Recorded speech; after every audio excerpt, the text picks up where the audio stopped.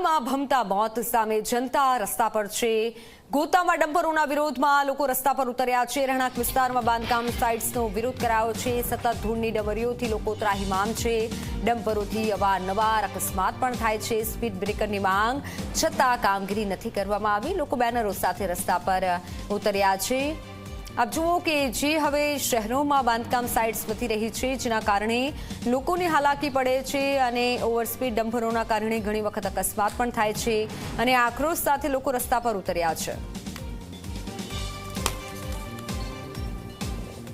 ગોતા વિસ્તારમાં અત્યારે હું ઉપસ્થિત છું અને અહીંના જે લોકો છે એટલે કે રાઇઝ ફ્લોરસ અને આસપાસની જે સોસાયટી છે એ લોકો વિરોધ કરી રહ્યા છે। આપ તમામના હાથમાં બેનર જોઈ રહ્યા છો કે જનતાની સમસ્યા ઉકેલો પછી મત માંગો અને સાથે જ અહીં રોડ એક્સિડન્ટ થાય છે, ટ્રાફિકની જે સમસ્યા એટલે કે જે ડમ્પરની જે સમસ્યા છે તે અહીં થાય છે અને સાથે જ ધૂળ ડમરીઓ પણ ઉડે છે, તે પ્રકારની સ્થાનિકોની રજૂઆત છે। આપ જણાવો કયા પ્રકારની સમસ્યા છે અહીં? ડસ્ટની, ધૂળની, ડમ્પરની સ્પીડની છે, એ બધી સમસ્યાઓ ઘણી છે ને નાઇટમાં મોડે સુધી કામ ચાલુ છે એ ના જોઈએ। આપ જણાવો કેટલા સમયથી આ સમસ્યા છે ને બીજી કઈ કઈ સમસ્યાઓ છે? અહીંયા જ્યારથી આ સાઈડો ચાલુ થઈ છે ને ત્યારથી લગભગ 24 કલાક ડમ્પર ચાલે છે। ઊંઘમાં ડિસ્ટર્બ તો થાય જ, બધા નાના મોટા બાળકો હોય, ઘરમાં વડીલો હોય, બધાને તકલીફ છે આરી।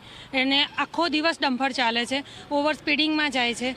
છેક સુધી અમારે સર્વિસ રોડ ઉપર જવાનું થાય ને એટલે છેક સુધી બાળકોને લઈને જઈએ સ્કૂલે મૂકવા, તો છેક સુધી એ લોકો ડમ્પર આગળ પાછળ બધે જ હોય। અમારે જેટલી સોસાયટીઓ અહીંયા મુકાઈ છે ને એ બધી સ્કીમ હાઈરાઇઝ છે।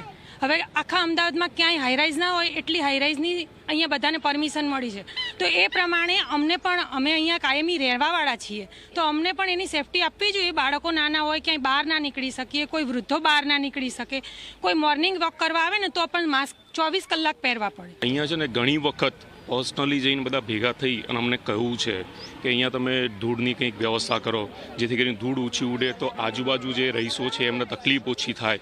ઇવન તો અહીંયા પણ બીજી 2 સ્કીમ ચાલે છે, આ બાજુ 1 છે, અહીંયા 2 છે।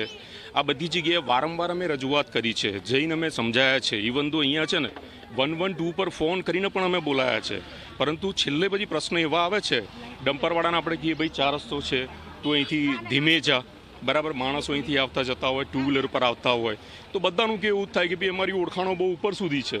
બાળકોને તો આવવા જવામાં, લેડીઝને આવવા જવામાં, કારણ કે સૌથી વધુ છે ને સ્કૂલે આવવા જવામાં, શાકભાજી લેવામાં લેડીઝ જતી હોય છે, તે બધાની સેફટીનું શું? બાળકોને બહાર રમવા આવવું હોય, એમને સાયકલિંગ કરવું હોય તો એ લોકો આવી નથી શકતા। એમની મુશ્કેલીઓ એટલી છે કે અત્યારે એમની એજ છે કે એમને બહાર રમવું હોય પણ નથી મોકલી શકાતું। બાળકોને આવું જવું હોય, ટ્યુશન જવું હોય તો નથી મોકલી શકાતું। કંઈ વસ્તુ લેવા બહાર મોકલવા હોય તો બી નથી મોકલી શકાતા। ઇવન અમે બી નીકળીએ બહાર તો અમારે બી એટલી ડસ્ટ ઉડતી હોય છે તો અમારે માસ્ક પહેરીને ફરવું પડે છે, કેમ કે અમને બી એટલા પ્રોબ્લેમ થાય છે કે અમે બીમાર થઈ જઈએ તો અમારે જવાનું ક્યાંથી? કે સામે બી બધા રોંગમાં આવતા હોય છે તો અમારે અહીંયાથી નીકળવાનું કઈ રીતે? એનું કોઈ સોલ્યુશન નથી આવતું। તમે તમારી રીતે જે થતું હોય એ કરો, પણ અમને જે હેરાનગતિ થાય છે એના ઉપર તો તમે એક્શન કરો। મેઇન મુદ્દો અમારે લોકોને ઉપર સુધી અમે લોકોએ રજૂઆત તો કરેલી છે, પણ એ લોકોનું કેવું એવું છે કે થશે। અહીંથી છેક અમારે ગોતા સુધી જવામાં તકલીફ એ પડે છે કે એક જ રસ્તો છે, મેઇન હાઈવે આવે છે અને પછી સિંગલ પટ્ટા ઉપર જવાનું હોય છે, ત્યાં ટ્રાફિક અમને ફૂલ નડે છે। અમે બાળકોને સ્કૂલે, ટ્યુશને લેવા મૂકવા જઈએ તો પણ અમને બીક રહે છે। હજી હાલનો જ કિસ્સો છે, પરમ દિવસે ડમ્પરની નીચે બાઇકે આવીને 2 માણસો મૃત્યુ પામ્યા છે। સ્થાનિક જે ચૂંટાયેલા પ્રતિનિધિઓ છે એમને પણ રજૂઆત કરવામાં આવે છે, પરંતુ તમામ લોકો માત્ર વાતો સાંભળીને અહીંથી રવાના થઈ જાય છે, પરંતુ કામગીરી નથી કરી રહ્યા, તે પ્રકારના આક્ષેપો લોકો કરી રહ્યા છે। કેમેરામેન તુષાર શાહ સાથે સપના શર્મા, ઝી 24 કલાક, અમદાવાદ।